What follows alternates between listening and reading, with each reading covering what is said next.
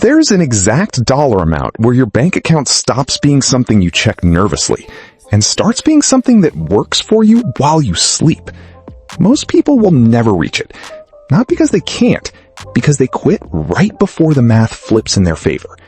Today, I'm showing you the 3 numbers where that flip happens, and the second one is the one nobody talks about. Stick around, because milestone number 2 on this list is the one that quietly turns your investments into a part-time salary, without you lifting a finger. And by the end of this video, you'll know exactly how many years stand between you and that moment. Hey, I geek out over compound interest, spreadsheets, and the exact moment normal people's money starts outperforming their jobs. If any of that sounds useful, the subscribe button is right there.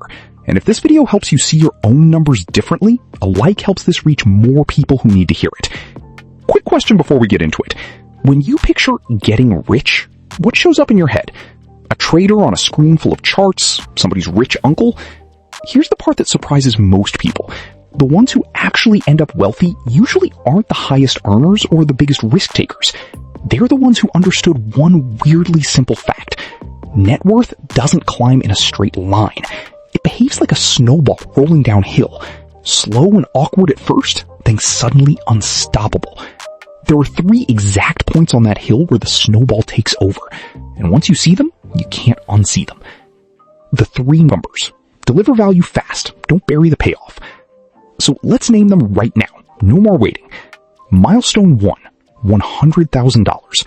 Milestone 2, roughly $650,000. Milestone 3, $1 million. Here's the twist. Most people assume hitting 100K means they're 10% of the way to $1 million. That assumption is completely wrong, and it's exactly why so many people give up right before things get good. Why most people misunderstand wealth building. Here's how most people picture saving money. Every dollar you put in gets you exactly $1 closer to the goal. Save $10,000, you're $10,000 closer. Feels logical. It's also completely wrong once your money is actually invested. We live in a world built for instant results. Food in 30 minutes, any movie in seconds, anything you want with one tap. So the idea of waiting years for a result feels unbearable to most people. But here's what separates people who build real wealth from people who stay stuck. Invested money doesn't sit still. It earns returns. Then those returns start earning their own returns. That's not a trick or a scheme. It's the same math that's quietly built fortunes for generations. Most people just don't trust it long enough to see it work. You've probably heard compound interest called the 8th wonder of the world, a line usually credited to Einstein. Whether he actually said it is debatable, but the idea holds up. People who understand this principle build wealth.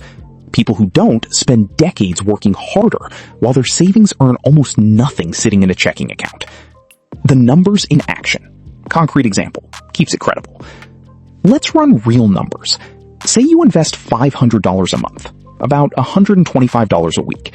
Not nothing, but not impossible either. Think a few less takeout orders, trimming subscriptions, skipping the daily coffee run. Assume a 7% average annual return. Conservative by historical stock market standards. Year 7, month 9. You hit your first $100,000. Almost 8 years might feel like forever, but ask yourself, are you the same person you were 7 years ago? Time passes either way. During those early years, most of that balance is money you put in. Out of that $100,000, about $46,000 came from your own contributions, and roughly $54,000 came from growth. Compound interest is still warming up on the bench. This is the part where most people quit. They see the slow years and assume the whole thing is too slow to matter. What they don't realize, they just finished the hardest section of the entire climb. It's like learning an instrument. The first stretch is frustrating and progress feels invisible. And then suddenly you turn a corner. The acceleration begins. Here's where it gets interesting. The next milestone, $200,000, doesn't take another 8 years. It takes about 5. Let that sink in. Almost 8 years to reach the first 100K. Only 5 more to double it. You're 13 years in, sitting at $200,000. Of that, you personally contributed about $78,000. The other $122,000, pure growth. Your money has been quietly compounding in the background, and now the gains are getting noticeable. Here's the mind-bending part, and it's why the first $100,000 is the psychological hurdle. Even at $200,000, you're already much closer to $1 million than the raw numbers suggest, because compound interest is exponential, not linear. Every dollar of growth creates its own future growth. It's a boulder rolling downhill. Brutal to push at first, unstoppable once it's moving. By year 18, you're at $400,000. You've personally put in about $18,000 total, meaning nearly 3/4 of that balance came from growth, not your own savings. At this point, you're earning roughly $28,000 a year just from investment returns alone, more than 1/4 of your entire first $100K, generated annually without lifting a finger. And notice, none of this required extreme sacrifice. $500 a month is often just a slightly more intentional relationship with discretionary spending, not deprivation, just consistency. Milestone 2, the passive income unlock, around $650,000. By year 22, you're around $600,000, closing in on our second major tipping point, roughly $650,000. Here's why this number matters so much. The median US household income is around $78,000 a year, money someone has to trade their time, commute, and stress for. But with $650,000 invested and earning just 8%, you generate about $52,000 a year in passive income without showing up to a job. To fully replace that median income at an 8% return, you'd need closer to $975,000. But $650K alone is already a massive shift. This is the point where a lot of people feel real financial relief for the first time. Losing a job stops being a catastrophe and becomes an inconvenience. Getting sick doesn't mean falling apart financially. You have options that simply don't exist for someone living paycheck to paycheck. But the bigger shift isn't the money, it's your relationship with risk. When assets are working for you, you can afford calculated risks. Starting that business you've been afraid to try, going back to school without panicking about rent, traveling while you're still young enough to enjoy it. This is what real wealth actually buys. Not status, but choices. The ability to say no to what doesn't. Quick note on inflation. If you're earning 8 to 9% and only withdrawing 6 to 7% a year, the difference keeps your principal and your income growing ahead of inflation instead of just keeping pace. And most people forget Social Security exists on top of all this, currently averaging around $1,900 a month, which only adds to the cushion. Milestone 3, the $1 million shift. Now here's where things get genuinely wild. At $500 a month and 7% returns, you cross the $1 million mark around year 29. Crossing 7 figures isn't just a number on a screen, it's a psychological shift. Relief hits first. All those years of brown bag lunches and used cars finally add up to something real. It's less like winning something and more like finally being able to exhale. You probably won't feel rich. Inflation means $1 million doesn't buy what it used to, but you will feel validated.